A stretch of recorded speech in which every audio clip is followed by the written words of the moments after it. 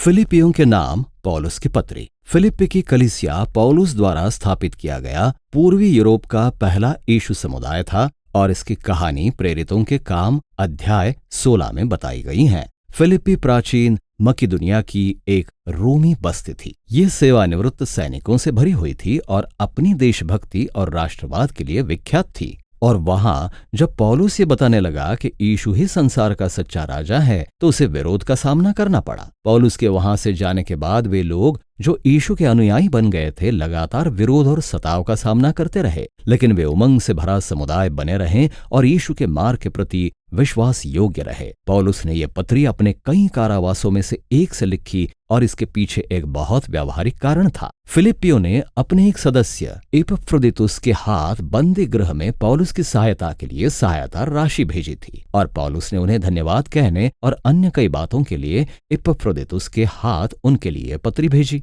इस पत्र में आरंभ से अंत तक एक ही विचार नहीं पाया जाता जैसा कि पौलुस की अन्य कई पत्रियों में पाया जाता है। इसके बजाय पौलुस ने इसमें छोटे छोटे विचारशील लेखों की कड़ियों को रखा है और वे सब पत्री के मुख्य विषय से घिरी हुई हैं जो अध्याय 2 की कविता है। यह बड़े कलात्मक रूप से मसीह के देह धारण, उसके जीवन, मृत्यु, पुनरुत्थान और ऊंचे पर उठाए जाने की बातों की कहानी को दोहराती है। और फिर प्रत्येक लेख में पौलुस उस कविता से एक मुख्य शब्द या विचार को लेता है ताकि वो ये दर्शाए कि कैसे मसीही के रूप में जीवन जीने का अर्थ यीशु की कहानी की अभिव्यक्ति के रूप में अपनी स्वयं की कहानी को देखना है। अतः पौलुस इस पत्री का आरंभ धन्यवाद की प्रार्थना से करता है और वो फिलिप्पियों की उदारता और उनकी विश्वास योग्यता के लिए परमेश्वर का धन्यवाद करता है। और वो अपने भरोसे को ये कहकर व्यक्त करता है कि जीवन परिवर्तन का जो कार्य परमेश्वर द्वारा उनमें शुरू हुआ है वो विश्वास योग्यता और प्रेम की और भी सुंदर अभिव्यक्तियों के साथ लगातार जारी रहेगा।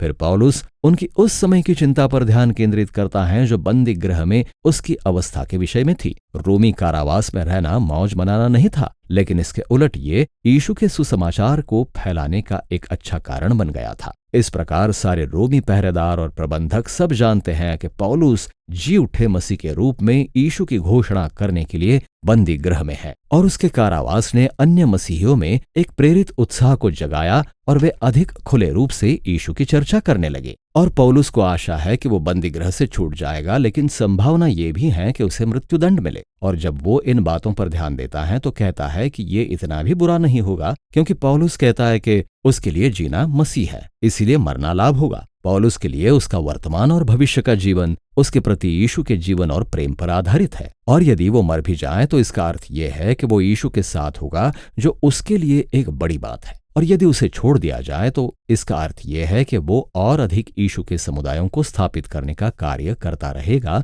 जो दूसरे लोगों के लिए और अच्छा होगा। और वो इसी बात की आशा करता है। और ध्यान दे कि उसके विचारों का बहाव कैसे काम करता है। यीशु के लिए मरना पौलुस के लिए सच्चा बलिदान नहीं है, बल्कि ये तो दूसरों की सेवा के लिए जीवित रहना है। यीशु की कहानी में सहभागी होने का ये पौलुस का तरीका है, दूसरों से अपने से भी अधिक प्रेम करने के लिए दुख उठाना। फिर पौलुस फिलिप्पियों से यह विनती करता है कि वे इसी स्वभाव को अपनाकर यीशु के उदाहरण का अनुसरण करें। वो कहता है कि नागरिकों के रूप में तुम्हारा जीवन मसीह के सुसमाचार के योग्य होना चाहिए। अतः फिलिप्पी के ये मसीही रोमी देशभक्ति के पनपने के स्थान पर रह रहे थे, लेकिन उनकी जीवन शैली को तो किसी अन्य राजा अर्थात यीशु के द्वारा दिशा मिलनी थी। और इससे सताव आ सकता था, क्योंकि उन्हें डरने की जरूरत नहीं है, क्योंकि यीशु से जुड़े होने के कारण दुख उठाना स्वयं यीशु के जीवन को जीने का तरीका है। यह पौलुस को अध्याय 2 की महान कविता में ले जाता है, जो पुराने नियम के वचनों की प्रतिध्वनि से भरी हुई है। विशेष रूप से उत्पत्ति 1 से 3 में आदम और उसके विद्रोह की कहानी और यशाया की पुस्तक में दुख उठाने वाले दास की कविताओं से इस कविता को कंठस्थ कर लेना अच्छा है। ये सुसमाचार की कहानी का बहुत ही सुंदर सार है। अतः देह धारण करने से पहले मसीह अपनी महिमामय और परमेश्वर के साथ समानता की दशा में पहले से अस्तित्व में था। आदम के विपरीत, जिसने परमेश्वर के तुल्य होने को छीनने का प्रयत्न किया, मसीह ने अपनी समानता का उपयोग अपने लाभ के लिए न करने का निर्णय लिया। इसके बजाय उसने अपने आप को शून्य कर दिया। वो मनुष्य बन गया, वो सबका दास बन गया, और उससे भी अधिक उसने अपने आप को दीन भी किया। वो मृत्युदंड की रोमी विधि से मारे जाने के द्वारा पिता के प्रति आज्ञाकारी रहा। लेकिन परमेश्वर का सामर्थ्य और अनुग्रह से मसीह की वो लज्जाजनक मृत्यु पुनरुत्थान के द्वारा उलट दी गई और अब परमेश्वर ने यीशु को सबके राजा के रूप में अति महान किया है और उसे वो नाम दिया जो सब नामों में श्रेष्ठ है, ताकि पिता परमेश्वर की महिमा के लिए सारी सृष्टि ये जान ले कि यीशु मसीह ही प्रभु है। अब यह अंतिम वाक्य चकित करने वाला है। पौलुस यशाया 45 से उद्धृत कर रहा है। ये वो अनुच्छेद है जहां सारी सृष्टि इस्राएल के परमेश्वर को प्रभु के रूप में जान लेती है। यहाँ पौलुस का तर्क एकदम स्पष्ट है। क्रूस पर चढ़ाए और जी उठे यीशु में हमें ये पाते हैं कि इस्राएल के एकमात्र सच्चे परमेश्वर में परमेश्वर पिता और प्रभु यीशु शामिल हैं और इसीलिए पौलुस के लिए ये कविता उसके इस दृढ़ विश्वास को व्यक्त करती है कि यीशु कौन है और ये इससे भी बढ़कर करती है। ये जीवन के मार्ग के रूप में यीशु के उदाहरण को प्रस्तुत करती है जिसका अनुसरण उसके अनुयायियों को करना है। इसीलिए पौलुस तुरंत दो कहानियों को बताता है, पहले तीमुथियुस के बारे में और फिर इपफ्रोदीतुस के बारे में, क्योंकि वे दोनों यीशु जैसा जीवन जीने वाले लोगों का उदाहरण हैं। तीमुथियुस यीशु के जैसा इसलिए है क्योंकि उसे हमेशा अपने से बढ़कर दूसरों की भलाई की चिंता रहती है और इपफ्रोदीतुस, जिसे फिलिप्पियों ने पौलुस तक भेंट पहुंचाने के लिए भेजा था,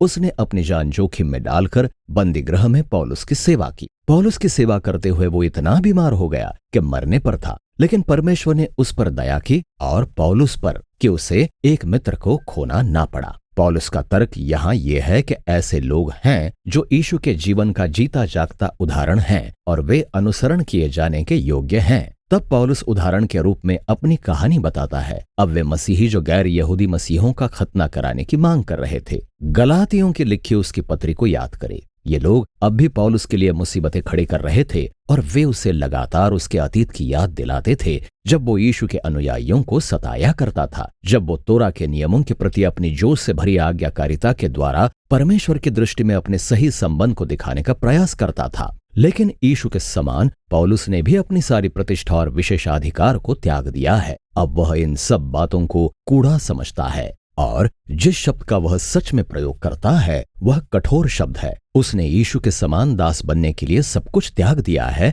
ताकि वह उसके दुखों और त्यागपूर्ण प्रेम का सहभागी बन सके, और वो ये सब इसी आशा में करता है कि यीशु का प्रेम उसे मृत्यु के पार पुनरुत्थान की ओर ले जाएगा। इसीलिए पौलुस कहता है कि यीशु के अनुयायियों का स्वदेश स्वर्ग है। इससे पौलुस का यह अर्थ नहीं है कि हम सब पृथ्वी को छोड़ देने और एक दिन स्वर्ग जाने की राह देखें, बल्कि स्वर्ग वो उत्तम स्थान है जहां यीशु राजा के समान राज्य करता है, और वो कहता है कि हम बड़ी उत्सुकता से अपने राजा और उद्धारकर्ता के यहाँ वापस आने की बाट जोह रहे हैं, ताकि वो चंगाई से भरे न्याय और परिवर्तित करने वाले प्रेम के राज्य को लाकर एक नई सृष्टि की रचना करे। फिर पौलुस फिलिप्पियों को चुनौती देता है कि वे यीशु के समान जीवन जीना जारी रखे। पहले वो कलीसिया की दो प्रसिद्ध महिला अगुवों को संबोधित करता है जिन्होंने पौलुस के साथ मिलकर काम किया था। उनका आपस में कुछ विवाद था, इसलिए पौलुस उनसे विनती करता है कि वे यीशु की दीनता का अनुसरण करके मेल कर लें और एक मन हो जाएं। पौलुस तब फिलिप्पियों से विनती करता है कि वे भयभीत ना हो और अपने सताव के बावजूद अपनी सारी भावनाओं और जरूरतों को परमेश्वर के सामने रखें जो उन्हें शांति प्रदान करेगा।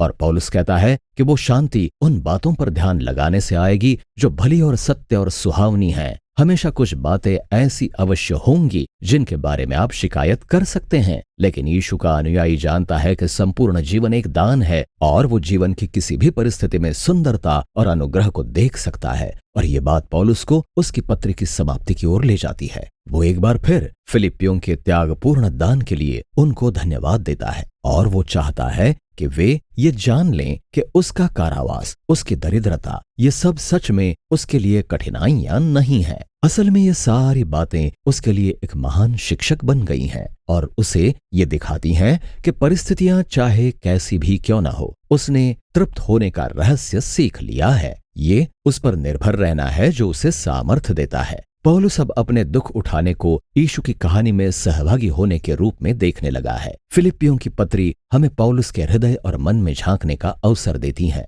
उसने अपने संपूर्ण जीवन को ऐसे देखा कि वो यीशु की कहानी को फिर से जी रहा है। इस पत्र में आप यीशु के साथ उसके निकट संबंध को महसूस कर सकते हैं। वो जानता है कि यीशु का प्रेम और उसकी उपस्थिति उसकी अपनी देह से अधिक निकट है। इसी बात ने उसे उसके अंधकार से भरे समय में आशा और दीनता प्रदान की। अतः पौलुस हमें दिखाता है कि यीशु को जानना हमेशा एक बहुत ही व्यक्तिगत परिवर्तित करने वाला अनुभव होता है। और पौलुस इसी प्रकार के यीशु का अनुसरण करने के लिए अन्य लोगों को बुलाता है और फिलिप्पियों के नाम प्रेरित पौलुस की पत्री इसी विषय में है।